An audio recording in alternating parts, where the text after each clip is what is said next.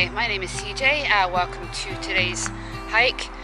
We are currently in what's called the Men's. It's part of Hammonds Wood. It is managed by the Sussex Wildlife Trust. It is one of the last areas of unmanaged old growth woodland in the southeast. The name the Men's actually comes from an Anglo-Saxon word called something like gummer, meaning common land. When I talk about unmanaged, I mean they basically leave it to do its own thing. Obviously all land in England is managed. We're gonna go take a short 10-mile-ish hike today, and it should take us out towards the river, and then we'll come back here via Hawthorn's Palace.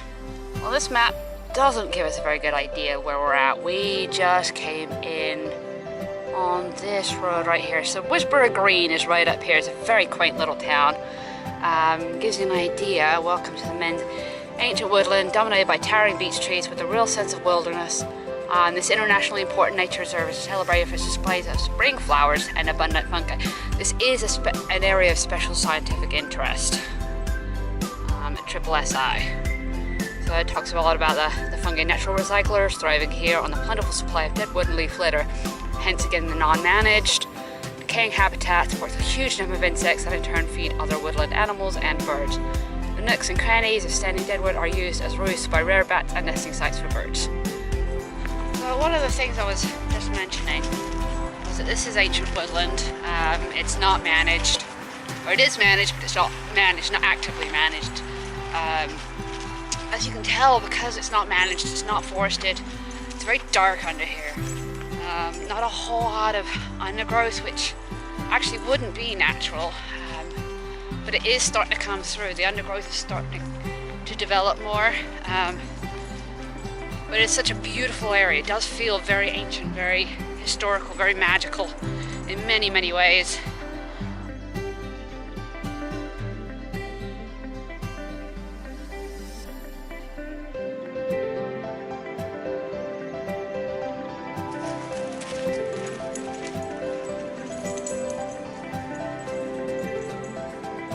So one of the things I love about forests like this, especially on a day like today where we've got, it's 7 o'clock in the morning, beautiful blue skies up there, is just how beautiful it is when the sun does peek through the canopy. Just creates some great lighting opportunities for photography, for imagination, for everything that is beautiful in this world. Incredibly inspiring, incredibly moving. It's really hard to beat that feeling when you see something so beautiful, even if it isn't a massive dramatic mountain or a glacial lake.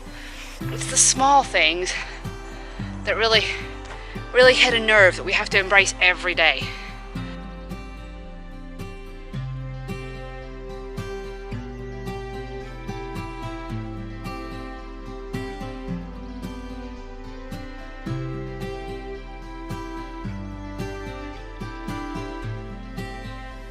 Just passing by his house with that roof. It's completely covered in ivy. Isn't that amazing? Love that.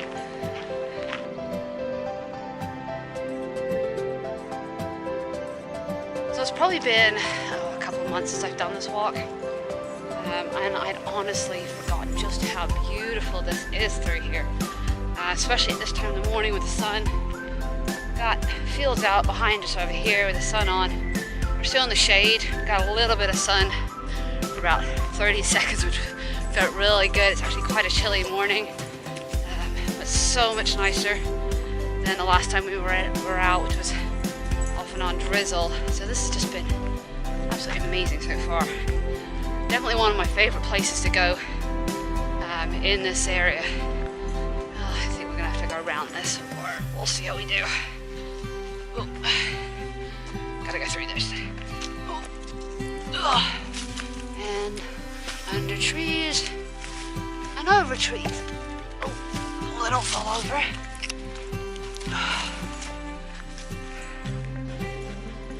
So One thing about this dog walkers guide that I take so many walks from is it's designed to avoid livestock areas and avoid having to have your dogs on leash too much. It's very much geared towards taking your dogs out, being able to have them off leash as long as they're under control.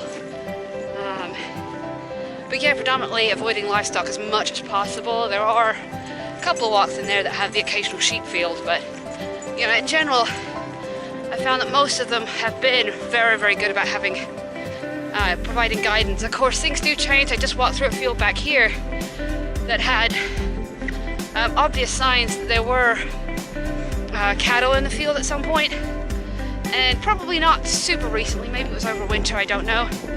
But just be aware. Highly recommend the book. Absolutely recommend the book. It's a really, really good book. If you live in West Sussex, East Sussex, or Surrey and are looking to get out. But yeah, it's probably predominantly what those books are designed for. And I believe each county has one. So if you're looking for ideas for short day walks or short walks with your dog, family, I'd highly recommend the series. I'll put a link down below for at least for the West Sussex one, if not for all of them. Now I gotta remember how to get out of this field.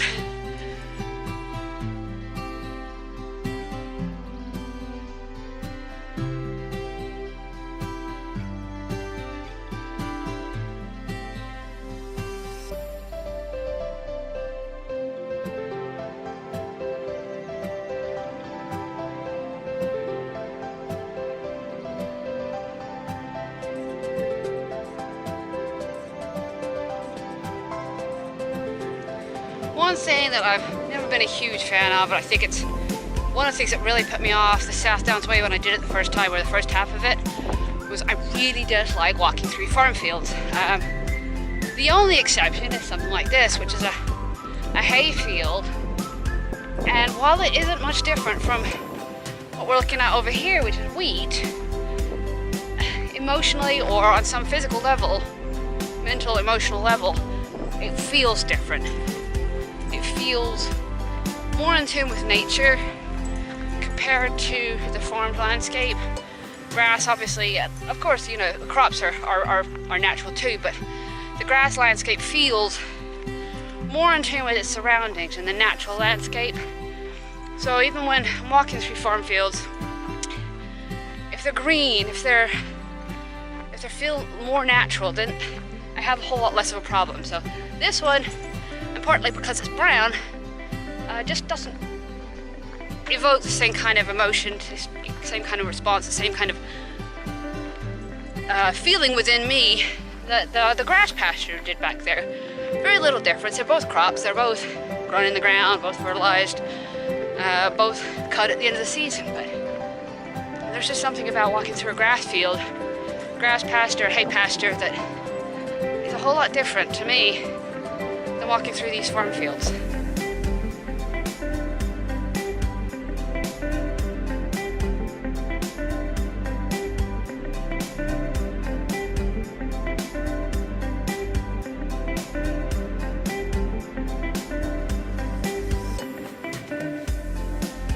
So we're just coming up to the River Arun.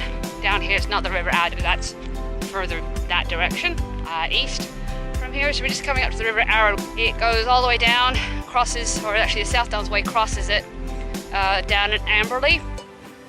So we'll hopefully get that next weekend if we make it out there. The River Arun actually starts over in St Leonard's Forest and is the longest river that is entirely in West Sussex. There's other rivers that go through West Sussex that are longer, but it's the longest is entirely West Sussex. So it starts in St Leonard's Forest on the Weald, travels 37 miles and dumps into the the English Channel, right down at Littlehampton, ducking between South Downs, around Amberley and Arundel. It's one of the most picturesque places in the area. I love it. Amberley and Arundel especially, they're absolutely stunning places to check out. An Arundel Castle is well worth a visit if you're down this direction.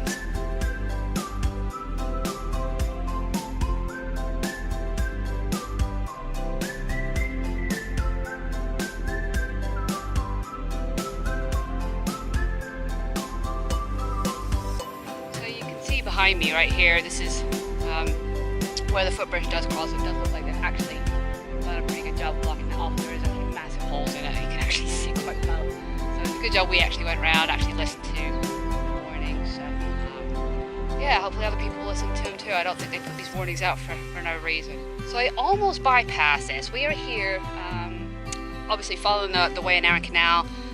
Over here is the River Arun. But I just came across this. I didn't read it last time I was here. It's actually the Hay Barn Swing Bridge. Was installed in October 2004 and is currently the only swing bridge over the canal. It doesn't look like much, but I'm assuming you can kind of see back over here where the bricks are. That would be the way it swings around in this direction. Of course, right now the canal's not in operation right through here. It's very, very marshy. Lots of bulrushes and other marsh plants, bog plants, creating another unique environment for Britain's native wildlife.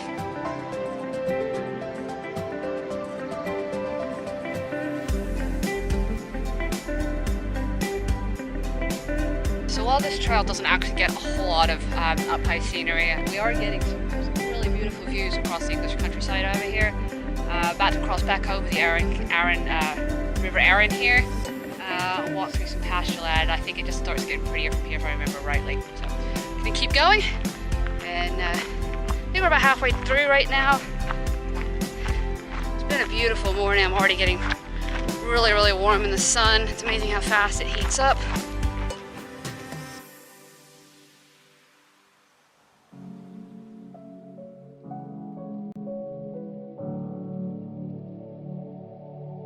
So I'm not even sure the name of that lovely little cottage that we just passed, but every time I walk by it, I just think how pretty, quaint, quintessentially English it is. Of course, they're right opposite big farm field. You can actually hear the cows bawling right now. I'm not quite sure what they're hollering at. Some of them are in the corner behind me, and then there's some in the field over here, just munching away, but still hollering. So who knows what's going on with them. Maybe it's milking time. So I left the cows behind. Cody's eating cow poop. So we're on this wide grassy stretch. Comes out at a riding stable, or near riding stables, and definitely well used by riders and horses as a gallop. They'll come down this way and gallop up that way, which is quite fun to watch. Always good to see horses going fast and cutting loose. Currently no livestock in here, although there is a little bit of a warning. But fences either side, which means the dogs can roam a little bit through here. They're thoroughly enjoying this walk, as am I. It looks like we're currently back in the trees. We're out on that long grass ride there. It's beautiful. Lost the sun though for a little bit. Quite cloudy, and therefore when you're sitting down in the shade it gets a little chilly. I tell you, I love walking into these trees. We got this mottled sunshine. It's absolutely beautiful. Perfect day. Suddenly got a little bit of a light breeze, which I'm not going to object to. Oh, very loud bird. I'm not quite sure what that is.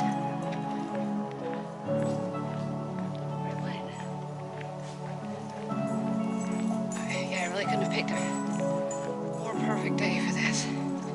Absolutely amazing. Okay, I just saw these. I have no idea what they are, but they are absolutely beautiful. So many.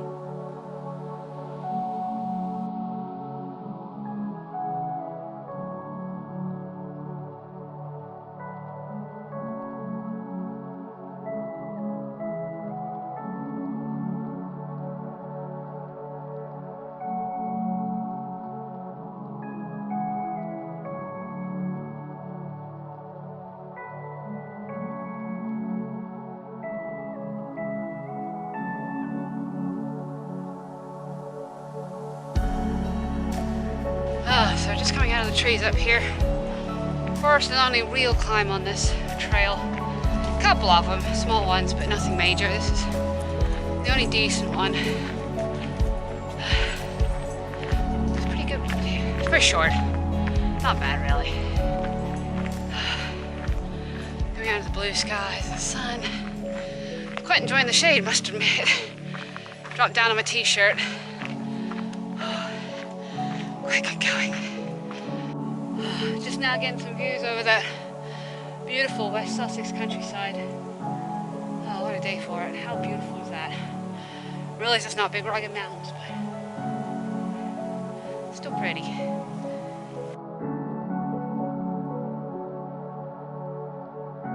Alright. I lied when I said it was short.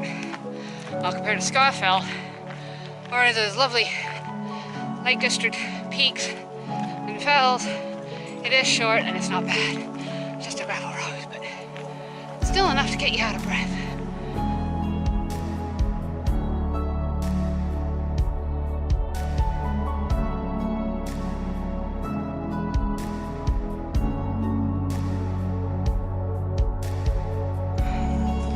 While we're walking through the Stockholm Estate, it's a very different feel from where we were at earlier. This is the difference between a managed forest and an unmanaged one. You can see through here that there's not a whole lot of diversity. It's a lot of bracken. It's about the only thing that can grow in there. Let me get a better shot. But you can see all these trees have been coppiced back in here, which allows the trees to keep growing, saves them being replanted, but at the same time it makes it a very, very dense, thick undergrowth that doesn't allow for a whole lot of diversity. You'll notice on the trail that we're walking on, we have got a lot of bracken to either side of us. And again, part of a managed forest means that an invasive species like bracken can take hold. So obviously we're walking through, a forest management area. But what's kind of cool, I just noticed, is this right here is what happens when you have an old tree that was coppiced a while back, but is no longer, but is left to be. You can see a lot of them along this road, this lane here. What happens when they actually don't get coppiced for a long time? And they come up with these great intricate designs.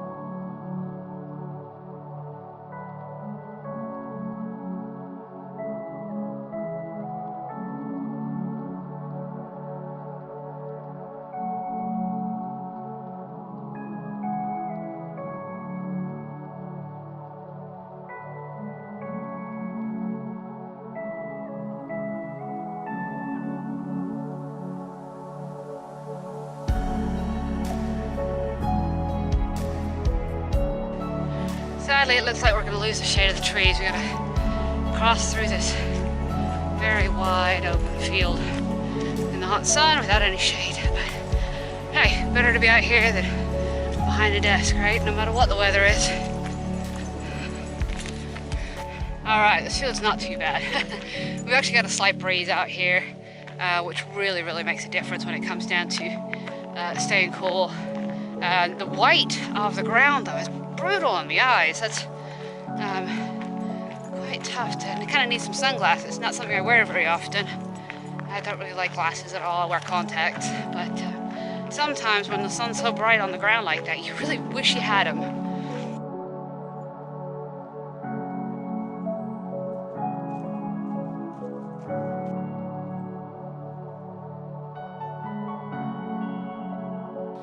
I remember passing this tree last time. I took a picture of it. It didn't come out very well, but one's really got to wonder how this is still holding itself up. I mean, look at the size of that tree.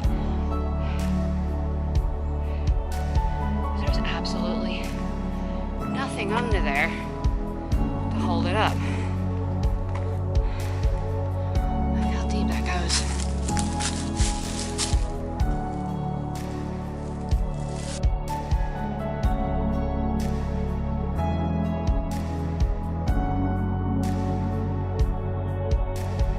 The ruin you see behind me was built in 1880 as a schoolhouse and a church.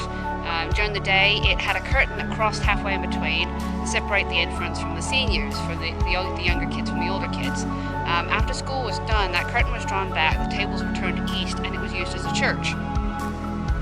The school closed in 1925, but it continued to be used for a church for some time. Church services were held here, I think it was every fortnight. And the last recorded event that took place here was a wedding in 1959.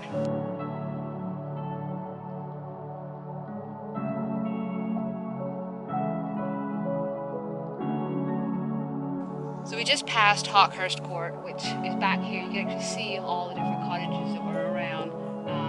And back up in there is the actual the full house.